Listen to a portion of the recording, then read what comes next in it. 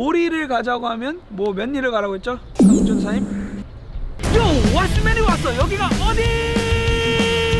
지난주에 이어서 강화도 한 동네에 지금 내가 또 와있어. 강화선교 이야기 2편을 이제 찍으려고 여기 강화에 지금 와있어. 너무 하늘도 이쁘고 지금 저기 소똥 냄새. 오늘 내가 특별하게 검은색 옷을 입고 왔는데 내가 왜 검은색 옷을 입고 왔는지는 이따가 설명해 주겠습니다. Let's get it! 자, 이 교회로 말할 것 같으면 우리가 지난 편에는 이제 교산교회에 대해서 알아봤잖아요. 오늘날로 따지면 교산교회에서 분립 개척된 교회입니다. 복음의 능력이 확산성이 있다고 했잖아요. 왜냐하면 복음을 경험하면 사람이 달라지고 사람이 달라지면은 그 사람이 속해 있는 공동체가 또 달라지고 그러면 그 가운데서 뭐가 생기냐면 교회가 생기는 거예요. 그런 일들이 과거에도 있었다. 그래서 여기로 말할 것 같으면 교산교회에서 선교에 영향력이 미친 바로 홍익교회입니다. 홍익인간 뜻 헛소리 하지마 임마. 홍이 인간 뜻으로 나라 세우니 이 홍이의 이 인간들이 교인들이 하나님 나라를 여기 이 동네에 세운 거예요. 교산교회에서 한 5리 정도 떨어져 있는 죄송합니다. 5리를 가자고 하면 뭐 몇 리를 가라고 했죠? 강준사님?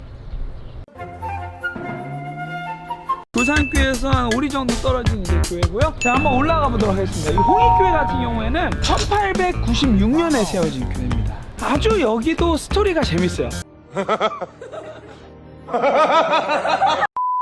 자, 여기 이제 설명을 해드리도록 하겠습니다. 자, 홍익교회입니다. 이름은 교회 이름은 홍의교회. 홍익 아닙니다. 뭐 홍익 돈가스. 자, 여기 홍익교회는 여기 보시면은 강화의 안디옥 교회와 같았다. 사도행전 11장에 보면 안디옥 교회가 성도의 역할들을 잘 감당하는 교회거든요. 그 역할들을 이곳에서 감당하는 교회가 됩니다.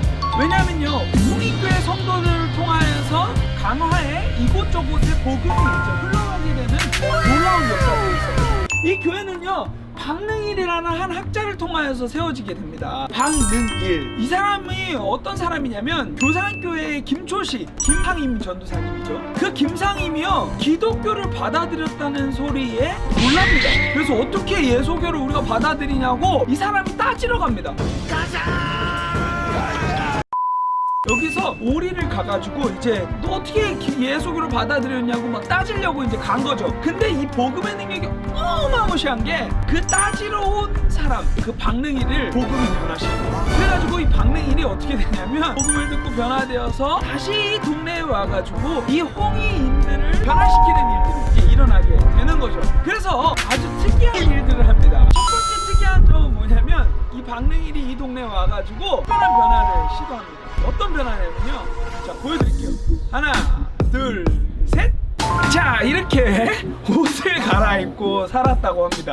이 박능일이라는 사람은요, 복음을 경험하고 나니까 자기가 죄인이라는 게 비춰진 거예요. 그래서 어떻게 했냐면 나는 하나님 앞에서 죄인이다. 그래서 검은색 옷을 입었다고 합니다. 저는 원래는 이 검은 한복 두루마기를 사오려고 했는데 돈이 별로 없 그래가지고 목사 가운을 입었는데 여하튼 검은 옷을 입고 다녔다고요. 그래서 여기 동네에서는 검은 개라는 별명이 있었답니다. 교회 다니는 사람들. 왜냐면 교회 다니는 사람들이 복음을 듣고 나니까 박능일 씨처럼 이 검은 옷을 입고 다녔던 것 같아요. 그래가지고 검은 개라고 놀림을 받았다고 합니다. 이런 변화뿐만 아니라 이 복음을 듣고 나서 변화들이 하나 더 생겼는데 무슨 변화냐면 이름을 바꿉니다. 이름을 어떻게 바꾸냐? 사실 박능일이라는 이름은요, 원래 본명이 아닙니다. 원래는 다른 이름이었는데 이름을 바꾼 거예요. 우리가 그리스도 안에서 한 형제요 자매다. 그래가지고 마지막 자를 일자로 통일하게 됩니다. 그 뜻만이 아니라 이 홍이 지역의 믿음의 첫 열매라는 의미를 담아서 마지막에 한 일자로 통일을 하게 되는 거죠. 그래서 박능일이 된 건데 이 가운데 글자도요, 7가지의 성경에서의 좋은 의미들이 있잖아요. 능은 무슨 뭘, 여하튼 그거를 자루에 넣고 제비 뽑아가지고 복음을 경험한 자들이 이름을 바꿨다고 합니다. 그래서 이름이 박능일이 이제 된 거겠죠. 근데 여러분, 이것만 놀라운 이야기가 아닙니다. 종순일이라는 사람이 한 명 등장하는데요. 한일자가 맨 마지막에 있고요. 중간에는 순종할 순자가 들어가는 거죠. 여하튼 종순일이라는 사람이요, 복음을 경험하고 나서 마태복음 18장 말씀을 읽다가 1만 달란트를 탕감해 줬지만 100데나리온을 탕감해 주지 않은 어리석은 자의 이야기를 보다가 충격을 받게 됩니다. 그러면서 나는 이제 복음을 살아내는 사람이 되어야 되겠다 해가지고 자신 집에 있는 종들을 다 부르고 무슨 일을 하냐면, 내가 구원받은 것이 1만 달란트를 탕감받은 것입니다. 그러면서 노예의 문서들을 다 털어버립니다. 그러면서 자유를 선언해요. 복음이 나를 자유하게 만든 것과 같이 나도 탕감받은 자로서 너희들을 자유하게 한다 하면서 그것을 불라살라버리는 아주 놀라운 이야기가 등장합니다. 여러분, 진짜 복음이 아니면 이런 일들이 일어날 수 없습니다. 그리고요, 복음의 능력이 너무 멋있는데요, 그들이 얼마나 복음을 잘 살아냈기에 수많은 사람들이 예수님을 믿었을까 하는 것이에요. 여러분, 이 교회는요 세워진 지 1년 만에 80명 넘는, 이게 적은 숫자 아닙니다. 지금은 우리가 적게 여길 수 있겠지만 1년 만에 80명의 성도들이 일어납니다.